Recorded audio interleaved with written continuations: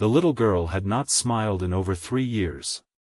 Doctors had exhausted every treatment, therapists had gently lowered expectations, and one of the wealthiest fathers in America had quietly accepted that no amount of money could restore the light that had disappeared from his daughter's face.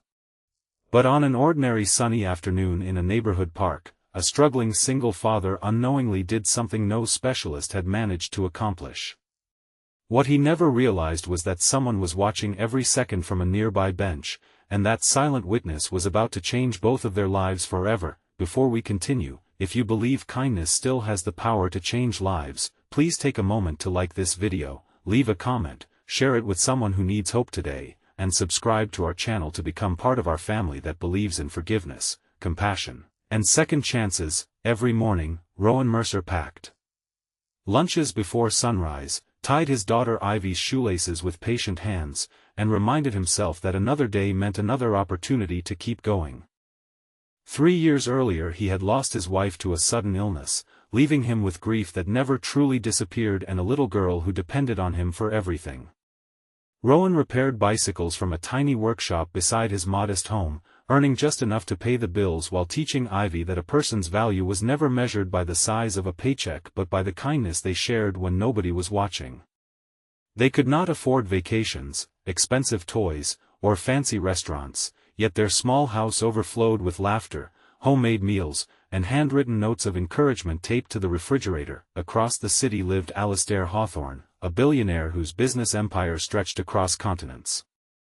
Newspapers praised his achievements and magazines celebrated his fortune, but none of those headlines mentioned the emptiness inside the grand mansion where he lived with his 12-year-old daughter, Elodie. After a devastating car accident that had taken her mother's life, Elodie had been left with permanent injuries that confined her to a wheelchair. Physical pain had slowly healed, but emotional wounds had only deepened. She rarely spoke, never laughed, and spent most afternoons staring into the distance while therapists searched for breakthroughs that never came. Alastair loved his daughter beyond words, yet every failed treatment made him feel more helpless. Money purchased the finest care in the world, but it could not buy hope. One bright Saturday afternoon, Elodie's therapist suggested a simple outing instead of another clinical session. Fresh air, sunshine, and ordinary life might accomplish what carefully planned exercises could not. Alastair agreed, though he expected little. They arrived at a spacious public park filled with children flying kites, families sharing picnics, musicians playing cheerful melodies, and dogs chasing tennis balls across the grass. Wanting Elodie to enjoy a moment without feeling watched, Alastair quietly stepped away to answer an urgent business call, positioning himself beneath a large oak tree where he could still see his daughter from a distance. At nearly the same time, Rowan and Ivy entered the park carrying a worn picnic blanket, homemade sandwiches, and an old cardboard box filled with colorful wooden puppets Rowan had carved from leftover pieces of wood in his workshop. Ivy adored helping her father create little stories for children they met in the park. They never charged money.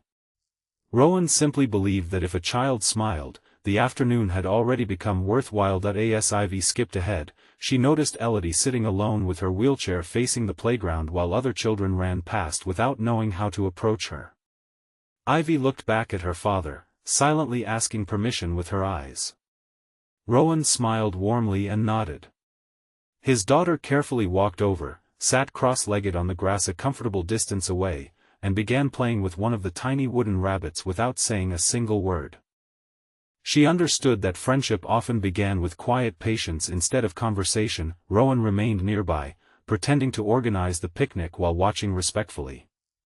Minutes passed before he picked up another puppet and started creating an exaggerated story about an adventurous squirrel who believed every pebble was actually hidden treasure. He stumbled dramatically across the grass, made comically oversized expressions, and accidentally dropped his own hat into a shallow puddle, causing nearby children to burst into laughter. Ivy giggled so hard that she nearly fell backward. Then something extraordinary happened. A tiny smile appeared on Elodie's face. It lasted only a second, but it was real. Hidden beneath the oak tree, Alastair froze.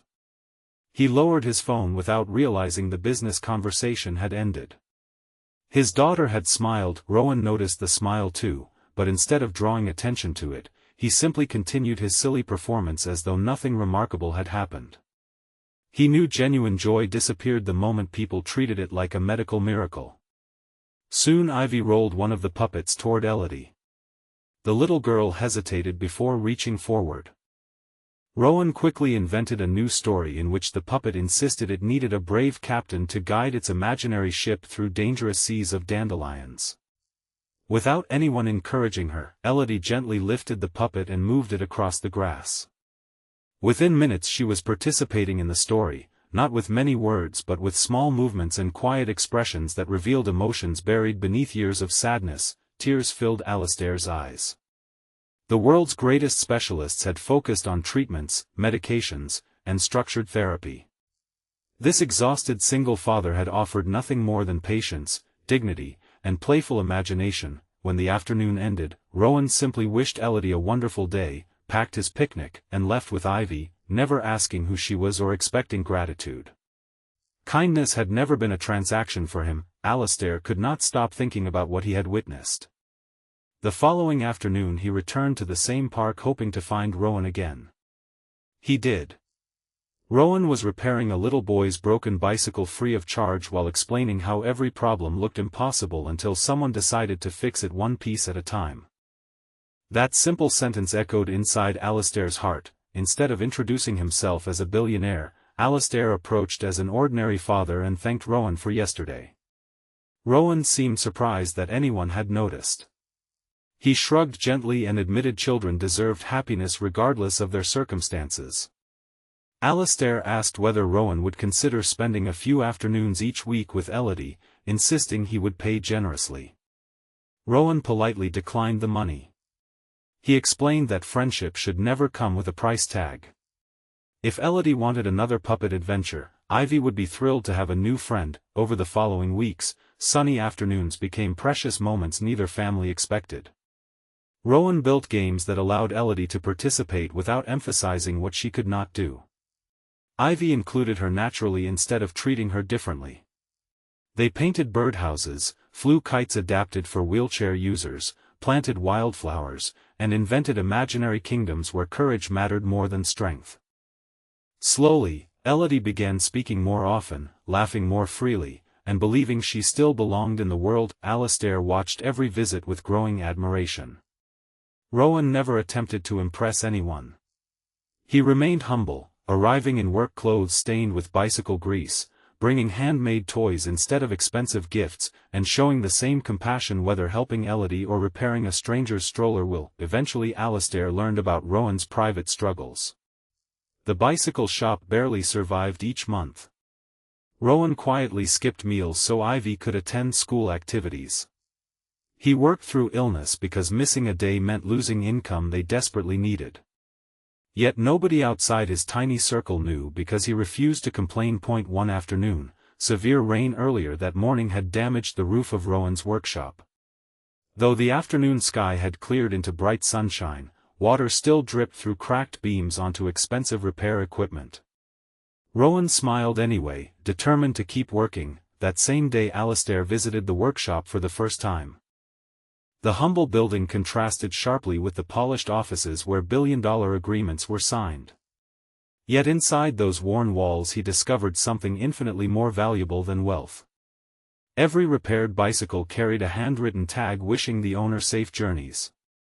A small shelf contained free helmets donated for children whose families could not afford them. Another corner displayed dozens of thank you cards from grateful neighbors. Alistair finally revealed his true identity. Rowan stood speechless, embarrassed that he had unknowingly treated one of the country's richest men so casually. Alistair immediately assured him that was exactly why he respected him. For the first time in years, someone had seen Elodie as a child instead of a tragedy or an opportunity. Alistair offered Rowan a life-changing financial reward. Rowan quietly refused. He explained that accepting payment for kindness would change the meaning of everything he had done. He admitted the money would solve many problems, but he wanted Ivy to grow up believing compassion was never something people sold. That answer transformed Alistair more deeply than Rowan could imagine. rather than forcing a reward upon him, Alastair spent weeks quietly helping in ways that preserved Rowan's dignity. Anonymous orders for bicycle repairs suddenly increased. Community organizations began partnering with the workshop. Local schools hired Rowan to teach free bicycle safety programs that became paid educational events. A charitable foundation funded a complete renovation of the shop without attaching Alastair's name. Rowan believed fortune had simply smiled upon him after years of hardship. Months later, during a bright community celebration in the same park where everything had begun, Alastair finally revealed the truth before neighbors, teachers, and local families. He explained that every opportunity had been arranged because one ordinary man had reminded him that true miracles rarely came from wealth. They came from empathy freely given without expecting recognition.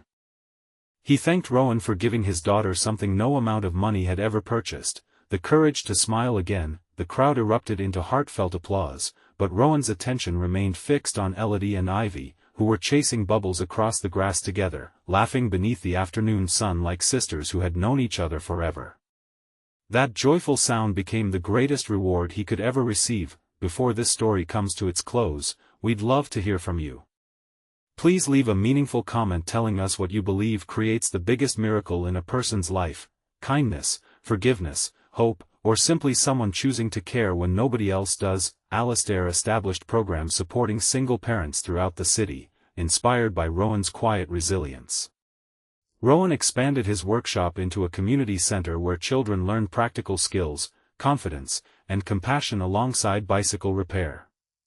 Elodie grew stronger with every passing season, discovering that while her wheelchair shaped part of her journey, it would never define her future. Ivy continued standing beside her friend through every challenge, proving that the purest friendships never notice the barriers adults often create. Years later, visitors entering the community center noticed a simple wooden plaque carved by Rowan's own hands. It carried no mention of billionaires, fortunes, or miracles. It simply read that the greatest gift one person can give another is to make them feel seen, valued, and never alone. Those words reminded everyone who read them that extraordinary change often begins with the smallest act of kindness offered without expectation, without recognition, and without ever knowing who might be watching. If this story touched your heart, please like this video, leave a meaningful comment, share it with someone who needs hope today, and subscribe to our channel so you never miss another emotional journey. May this story remind you that the greatest miracles are rarely created by wealth or power. They are created by ordinary people who choose compassion when no reward is promised, proving that one selfless act can brighten a life, heal a wounded heart, and inspire hope that continues long after the moment has passed.